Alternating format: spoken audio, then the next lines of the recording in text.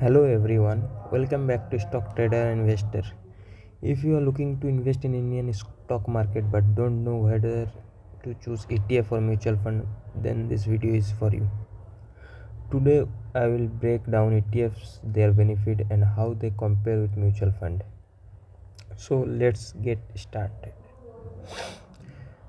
तो आप पहले एग्जैक्टली जानना चाहते हैं कि ETF क्या है और इसका पूरा नाम क्या है। तो ETF मतलब एक्सचेंज ट्रेडेड फंड, ठीक है। ये है एक्सचेंज ट्रेडेड फंड जो एक बास्केट ऑफ स्टॉक को अपने पोर्टफोलियो में रखता है, जैसे म्यूचुअल फंड रखता है। लेकिन इसमें डिफरेंस यही है कि ये म्यूचुअल फंड से अलग है क्योंकि ये स्टॉक एक्सचेंज पे ट्रेड होता है। इसको आप बाय कर सकते हैं, सेल कर सकते हैं मार्केट आवर में, मतलब आप जब चाहे इसको बाय कर सकते हैं, जब चाहे सेल कर सकते हैं। अनलाइक म्यूचुअल फंड में आप बाय करते हैं, उसके बाद वो प्रोसेसिंग होता है, फिर एक डे का टाइम पीरियड रहता है, उस टाइम के अंदर बाय करेंगे तो उस दिन का नैब मिलता है। लेकिन ETF में आप जितना प्राइस पे बाय करेंगे, इंस्टेंट उसी प्राइस में आपका पोर्टफोलियो में वो ऐड हो जाएगा। जैसे कि हम एग्जांपल लेते हैं, यहाँ पर जैसे देखते हैं ETF निफ्टी 50 है, तो इसको हम लेंगे, सिलेक्ट करेंगे, इसको हम सिलेक्ट करेंगे। तो इसमें क्या है, निफ्टी 50 का सारे स्टॉक को इसने होल्ड किया है, जैसा आप देख सकते हैं सारा स्टॉक इसमें रहेगा निफ्टी 50 का, ठीक है। और सारा स्टॉक का एक पोर्टफोलियो है, जैसे म्यूचुअल फंड रहता है निफ्टी 50 का। लेकिन आप कभी भी इसको मन चाहे आप ख़रीद ले सकते हैं एक्सचेंज में directly, without involvement of any mutual fund company. इसका बहुत तरह का ऐसा ETF रहता है। तो इसमें बेनिफिट क्या है आपको ETF का। तो पहला बात तो इसका एक्सपेंस रेशियो बहुत कम रहता है। म्यूचुअल फंड में फ़ी एक्सचेंज रेशियो बहुत हाई रहता है मैनेजमेंट के लिए, तो आपका कॉस्ट इफेक्टिवनेस बढ़ाएगा इस ETF आपको अगर इन्वेस्ट करना है निफ्टी में या और कोई इंडेक्स में। लिक्विडिटी इसमें बहुत ज़्यादा होता है और फ्लेक्सिबल रहेंगे, आप कभी भी बाई कर सकते हैं, कभी सेल कर सकते हैं, कभी भी विड्रॉ कर सकते हैं। कोई फिक्स्ड डेट नहीं है, कोई एग्ज़िट लोड नहीं है, तो इसके लिए भी अच्छा है ये।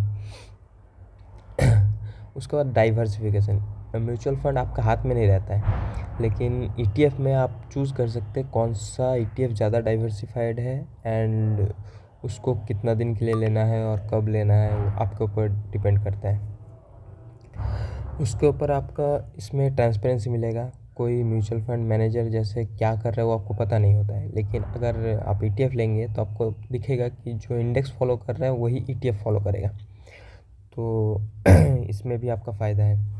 और इसमें मेन बात है, कोई लॉक इन पीरियड नहीं रहता। आपका फंड आपको कभी भी जब चाहे तब आप इसको विड्रॉ कर सकते हैं और ना कोई एक्सीड लोड लगता है। तो मेन डिफरेंस आप देखेंगे हम लोग म्यूचुअल फंड और ETF के बीच में कौन सा बेटर है।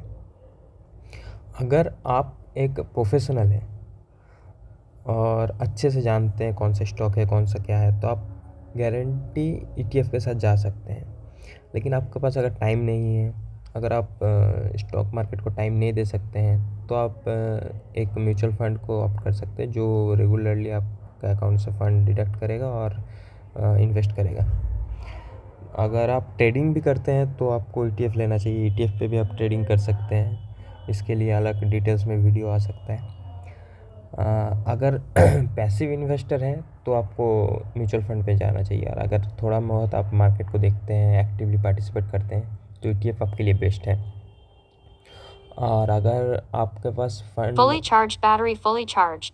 Unplug charger. अगर आपके पास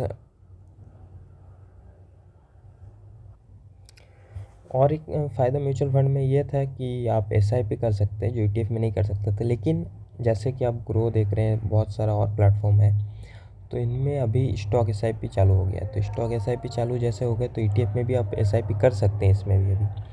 तो ये अभी इक्वलिटी पे आ चुका है। अभी हम बात करेंगे इंडिया में बहुत सारा ETF है, जैसे कि हम आपको दिखा रहे हैं। ये निफ्टी 20 हो गया, Motilal Oswal Sensex Nasdaq ETF है, आदित्य बिरला निफ्टी 50 ETF है, स्मॉल कैप 250 ETF है। ऐसे बहुत सारे ETF है, निफ्टी 50 का ETF है, बैंकिंग का ETF है, गोल्ड का ETF है, जैसे आप गोल्ड डायरेक्टली बाई ना करके ETF से बाई कर सकते हैं। फिर इंटरनेशनल ETF जैसे नैस्डैक का ETF हो गया, तो बहुत सारे ETF है। तो इनमें आपको चूज़ करना है आप किस में इन्वेस्ट करना चाहते हैं और आपका फोकस क्या है। यही मेन ऑब्जेक्टिव है इस वीडियो का। ETF के बारे में स्मॉल थोड़ा सा डिस्क्रिप्शन हम आपको दे दें। इसका डिटेल्स में बहुत सारा आएगा डिटेल्स इस ETF के ऊपर। तो अगर आप लाइक करते वीडियो को तो सब्सक्राइब कीजिए और बेल आइकन कीजिए, क्योंकि ऐसा वीडियो आपके पास आता रहेगा। एंड एक्सप्लोर कीजिए ETFs को। ETF एक अच्छा इन्वेस्टमेंट अपॉर्चुनिटी है स्टॉक मार्केट में।